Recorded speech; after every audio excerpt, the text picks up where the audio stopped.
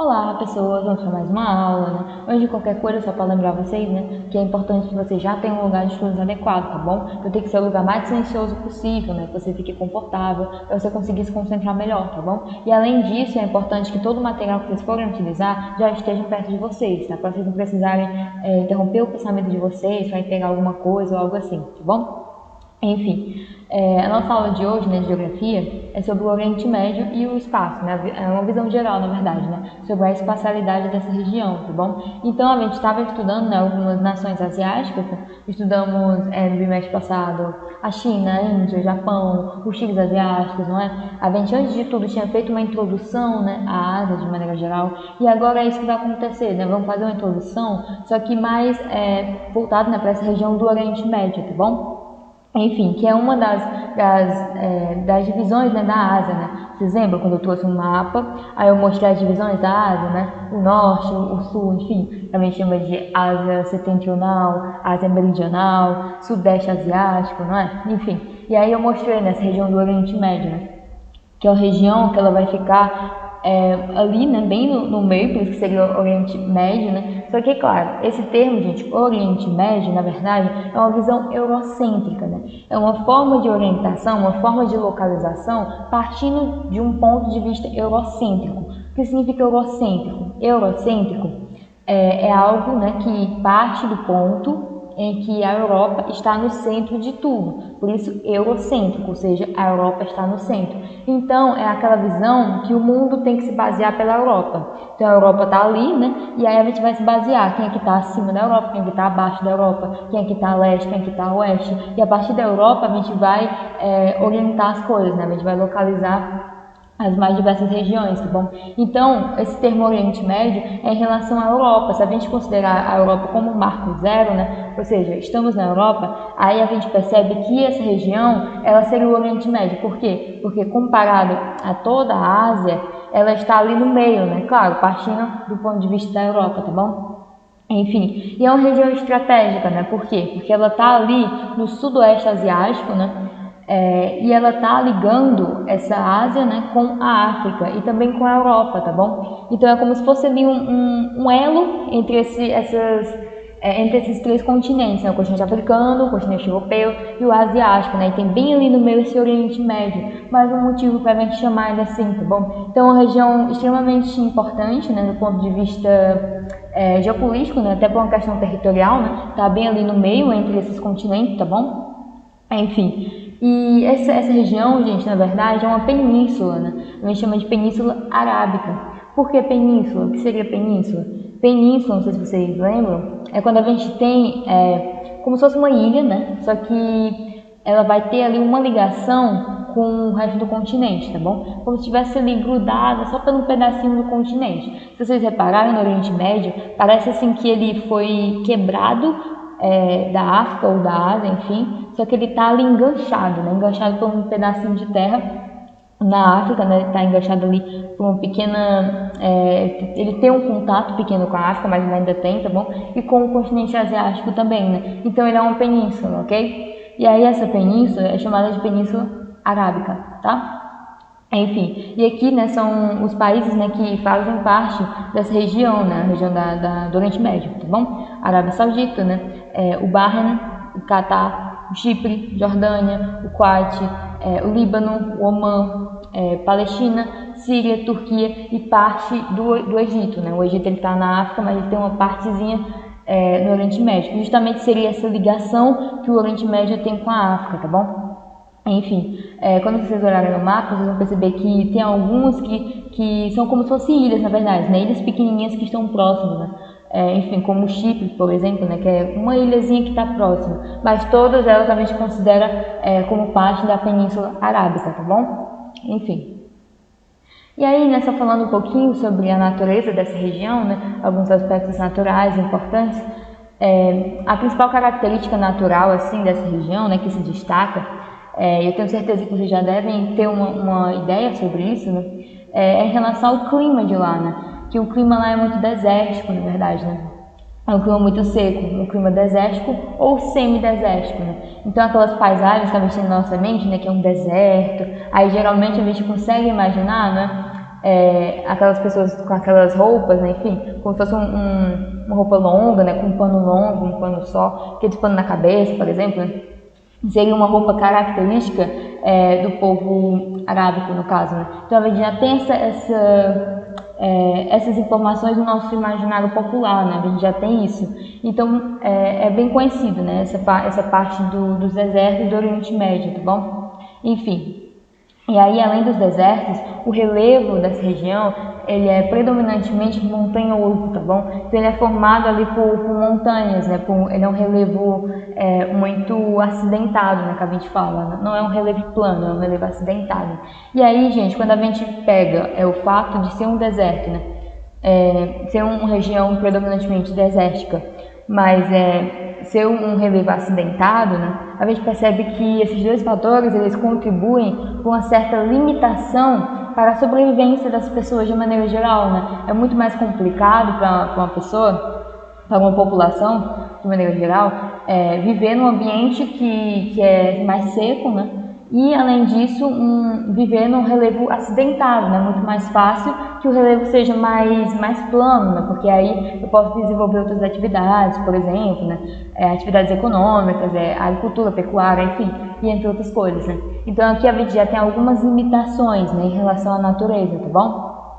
Enfim, e aí, além disso, né, também é importante a gente perceber que as maiores densidades demográficas, ou seja, a maior quantidade de pessoas vai se encontrar próxima, nas proximidades desses desertos, né, e também de oásis, tá bom? Enfim, principalmente entre a Turquia, a Síria, o Líbano e Israel, né? Enfim, então onde vai ter mais gente, tá?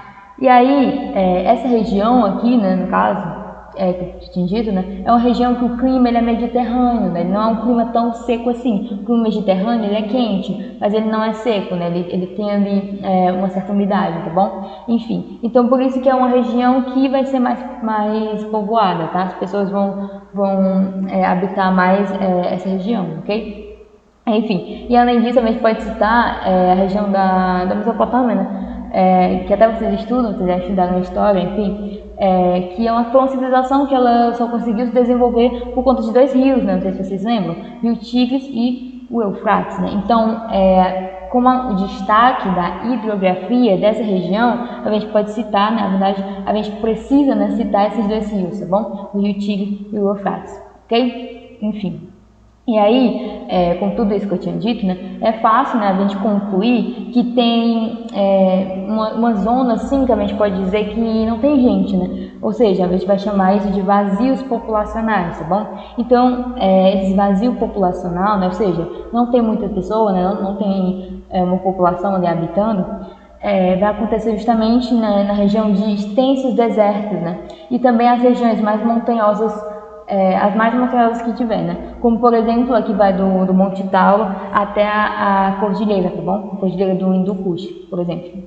Então, é uma natureza que ela já não está ajudando, ela está dificultando um pouco, e aí isso faz com que as pessoas se concentrem mais em algumas regiões favoráveis, né? Enfim, e de maneira geral, se tem ali um vazio populacional, tá bom? E aí, né, só para a gente concluir essa primeira ideia, né, essa introdução, a gente tem que falar um pouquinho da diversidade étnica, né, e cultural, tá bom, dessa região.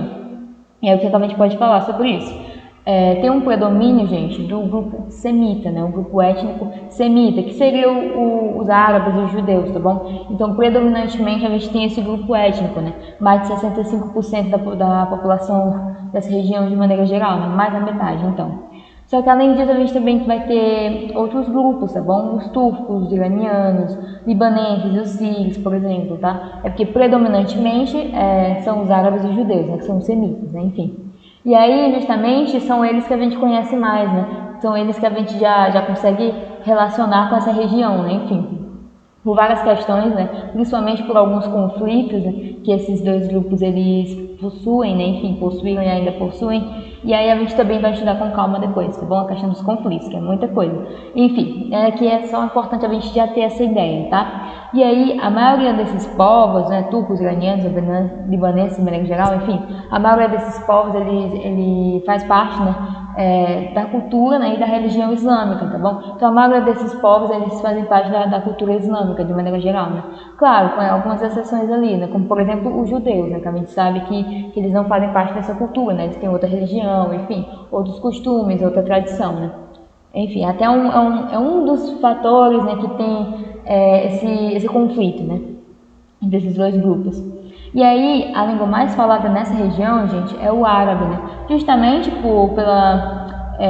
pelo árabe, junto com o judeu, né? Os árabes e os judeus, eles são um grupo predominante e, além disso, o restante do grupo, né? Os outros grupos étnicos, eles também aderem, né? Eles também fazem parte dessa cultura islâmica. Então, a gente tem ali a maior parte da população de lá que tem, né, essa mesma cultura, né? Então, não é de se surpreender, né? Não é pra gente se surpreender com o fato de a língua mais falada ser o árabe, tá bom? E aí, tem dois tipos de árabe, né? Tem o árabe mais clássico, né? Ou corânico, né? Que é o que está escrito no Corão, né? Que é o livro sagrado do islamismo. Ou também a gente vai ter o árabe moderno, né? Que sofre algumas alterações, né? Com a atualidade, tá bom? Enfim, e é importante a gente só salientar aqui que esse árabe, gente, geralmente a gente se refere ou ao grupo étnico, né, que nem eu coloquei aqui, árabes e judeus, ou então a língua mesmo, né, a língua que é falada, tá bom? Não confundam árabe com muçulmano ou árabe com islâmico. Islamismo é a religião, tá bom? Enfim, só que esse árabe está mais ligado ao grupo étnico, ou seja, a fala, por exemplo, tá? A língua. E esse islamismo, como ele está ligado à religião, a gente pode colocar aqui os costumes, enfim, a cultura de maneira geral, tá bom? Enfim, então uma pessoa que é árabe, não necessariamente ela é islâmica ou muçulmana, não necessariamente, tá? O contrário também vale. Uma pessoa que é muçulmana, não necessariamente ela é árabe, ok? Tá bom? E aí, né, seguindo essa lógica, a gente vai finalizar aqui com um exercício, tá? Com base nos conhecimentos gerais sobre a cultura árabe no Oriente Médio, podemos afirmar que a diferença entre o mundo árabe e islamismo item A. Árabe é uma expressão utilizada para expressar os costumes e a cultura muçulmana. Item B. O islamismo deve ser a religião oficial de qualquer nação que se queira tornar árabe. C. Árabe refere-se à língua e muçulmano refere-se à religião. Até aqui está o mais correto, né? Item D. As diferenças entre o mundo árabe e o mundo muçulmano são praticamente nulas e tais palavras podem ser utilizadas como sinônimas. Não, né? Vem de ver que não. O item E. Árabe é o nome da região geográfica em que habitam os povos islâmicos. Não, né? Viu que não, essa região na verdade é o Oriente Médio, né? A árabe está ligada ao grupo étnico ou então à língua, né? Então a gente marcaria o item C mesmo, tá bom? Que é o que melhor representa, tá? Enfim, espero que vocês tenham entendido, né? Se surgir alguma dúvida, pode ver de novo essa aula ou as outras aulas, enfim. Acesse o site, né, para se manter informado e também a agenda digital, tá bom? E é isso, gente, até a próxima aula.